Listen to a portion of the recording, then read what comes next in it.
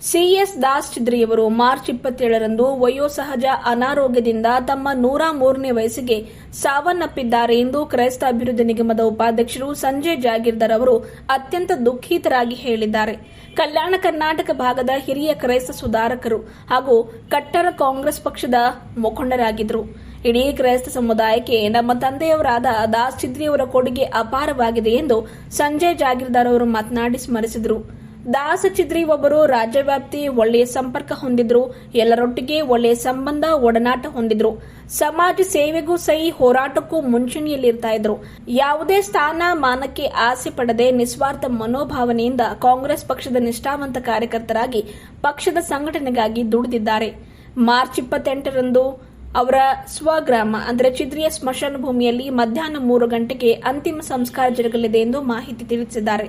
ಹಾಗಾಗಿ ಎಲ್ಲ ಕ್ರೈಸ್ತ ಧರ್ಮಗುರುಗಳು, ಸಮುದಾಯ ಬಾಂಧವರು, ಕಾಂಗ್ರೆಸ್ ಪಕ್ಷದ ಎಲ್ಲ ವರಿಷ್ಠರು, ಹಿರಿಯರು, ಕಲ್ಯಾಣ ಕರ್ನಾಟಕ ಭಾಗದ ನಾಯಕರು, ಲೀಡರ್ಸ್ಗಳು, ಮುಖಂಡರು ಅವರ ಅಂತ್ಯ ಸಂಸ್ಕಾರದಲ್ಲಿ ಭಾಗಿಯಾಗಿ ಎಂದು ಈ ಮೂಲಕ ಮನವಿ ಮಾಡಿದ್ದಾರೆ. ನಮಸ್ಕಾರ. ನಮ್ಮ ತಂದೆಯವರಾದಂಥ ಸಿಎಸ್ ದಾಸ್ ಚಿದ್ರಿ ಸಾಹೇಬರು ಇವತ್ತಿನ ದಿವಸ ಅವರು ದೇವ್ರಿಗೆ ತಮ್ಮ ಪ್ರಾಣವನ್ನು ಸಮರ್ಪಣೆ ಮಾಡಿದ್ದಾರೆ. 1923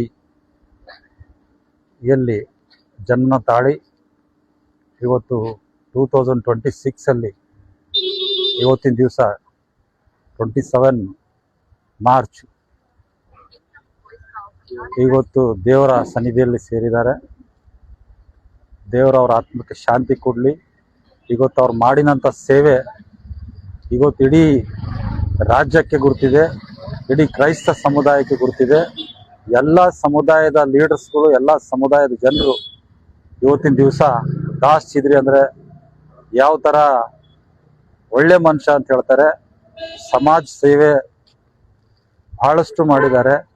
ಹಾಗಾಗಿ ನಾನು ಎಲ್ಲ ಕಾಂಗ್ರೆಸ್ ಪಕ್ಷದಲ್ಲಿ ಇವತ್ತು ನಿಷ್ಠಾವಂತ ಕಾರ್ಯಕರ್ತರಾಗಿ ಇವತ್ತು ಕಾಂಗ್ರೆಸ್ ಪಕ್ಷದಲ್ಲಿ ದುಡಿದು ಯಾವುದೇ ಒಂದು ಸ್ಥಾನಮಾನಕ್ಕೆ ಆಸೆ ಪಡೋದಂಗೆ ಇಲ್ಲಿವರೆಗೂ ಕಾಂಗ್ರೆಸ್ ಪಕ್ಷ ನನ್ನ ಪಕ್ಷ ಅಂತ ಹೇಳಿ ಇವತ್ತಿನ ದಿವಸ ಪ್ರಾಣ ಬಿಟ್ಟಿದ್ದಾರೆ.